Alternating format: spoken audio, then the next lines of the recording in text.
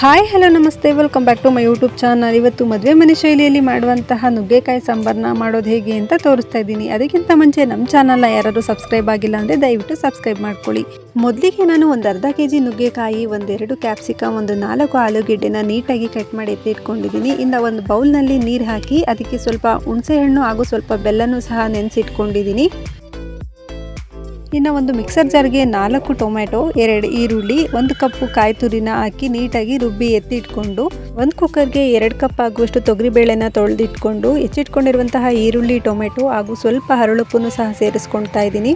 1/2 table spoon ಅರಿಶಿನ, 2 table spoon ಅಡುಗೆ ಎಣ್ಣೆ ಹಾಗೂ ಹೆಚ್ಚಿಟ್ಕೊಂಡಿರುವಂತಹ ಆಲೂಗೆಡ್ಡೆ ಏನಿದೆ ಅದನ್ನು ಸಹ ಸೇರಿಸ್ಕೊಂಡು, ಇನ್ನು ಈರುಳ್ಳಿ, ಟೊಮೆಟೊ ಹಾಗೂ ಕಾಯಿ ರುಬ್ಬಿರುವಂಥದ್ದೇನಿದೆ ಅದನ್ನು ಸಹ ಹಾಕಿ ಸ್ವಲ್ಪ ನೀರನ್ನು ಸಹ ಸೇರಿಸ್ಕೊಂಡು ನೀಟಾಗಿ ಮಿಕ್ಸ್ ಮಾಡ್ಕೊಳ್ತಾ ಇದ್ದೀನಿ.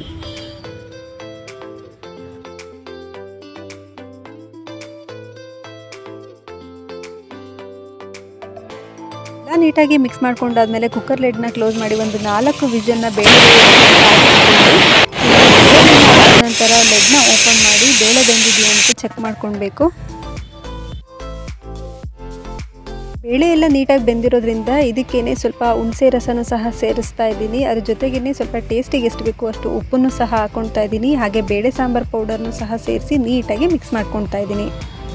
ಹೆಚ್ಚಿಟ್ಕೊಂಡಿರುವಂತಹ ನುಗ್ಗೆಕಾಯಿನ ಸೇರಿಸಿ ನೀಟಾಗಿ ಮಿಕ್ಸ್ ಮಾಡಿಕೊಂಡು ಒಂದು 5 ನಿಮಿಷ ಕುದಿಯೋಕ್ಕೆ ಬಿಡಬೇಕಾಗುತ್ತೆ. ಈ ರೀತಿ ಕುದಿಯುವಾಗಲೇ ಸ್ವಲ್ಪ ಒಗ್ಗರಣೆಗೂ ಸಹ ರೆಡಿ ಮಾಡ್ಕೊಳ್ತಾ ಇದ್ದೀನಿ.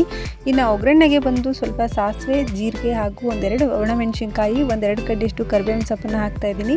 ಒಂದು ಪಾತ್ರೆನ ಬಿಸಿಗಿಟ್ಟು ಅದಕ್ಕೆ 2 ಟೇಬಲ್ ಸ್ಪೂನ್ ಆಗುವಷ್ಟು ಎಣ್ಣೆನ ಹಾಕಿ ಇಂಗು, ಸಾಸಿವೆ ಹಾಗೂ ಜೀರಿಗೆನ ಸೇರಿಸಿ ಸ್ವಲ್ಪ ಕರಿಬೇವಿನ ಸೊಪ್ಪು, ಒಣಮೆಣಸಿನ್ಕಾಯಿನೂ ಸಹ ಸೇರಿಸ್ಕೊಂಡು ಒಗ್ಗರಣೆನ ಮಾಡ್ತಾ ಇದ್ದೀನಿ. ಇನ್ನು ಕುದಿತಾ ಇರುವಂತಹ ಸಾಂಬಾರಿಗೆ ಹಾಕಿರುವಂತಹ ಒಗ್ಗರಣೆನ ಸಹ ಸೇರಿಸಿ ನೀಟಾಗಿ ಮಿಕ್ಸ್ ಮಾಡ್ತಾ ಇದ್ದೀನಿ. ಫೈನಲಿಯಾಗಿ ನುಗ್ಗೆಕಾಯಿ ಸಾಂಬಾರು ರೆಡಿ ಆಗಿರೋದ್ರಿಂದ ಅದ್ರ ಮೇಲೇ ಸ್ವಲ್ಪ ಕೊತ್ತಂಬರಿ ಸೊಪ್ಪನ್ನು ಸಹ ಆ್ಯಡ್ ಮಾಡ್ತಾ ಇದ್ದೀನಿ. ಈ ರೀತಿಯಾಗಿ ಮದುವೆ ಮನೆ ಶೈಲಿಯಲ್ಲಿ ನುಗ್ಗೆಕಾಯಿ ಸಾಂಬಾರು ರೆಡಿಯಾಗಿದೆ.